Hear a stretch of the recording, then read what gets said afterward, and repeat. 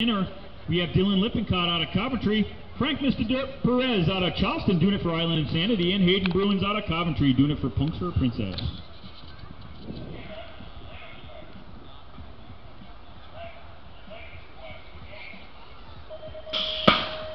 Gate drops down. It's Perez with the hole shot. Lippincott is right there though. It's Lippincott, Perez up. Lippincott goes down. It's Lippincott. I'm sorry, Perez, Bruins, Lippincott. Perez, Bruins, Lippincott. That's Frank Perez on the front side, followed by Hayden Bruins doing it for Punks for a Princess. And Lippincott's back up. All right.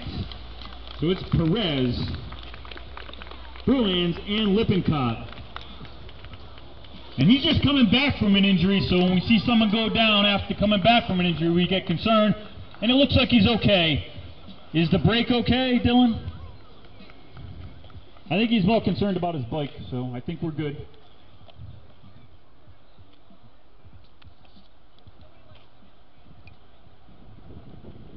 And taking the third spot, that's Dylan Lippincott out of Coventry, Rhode Island.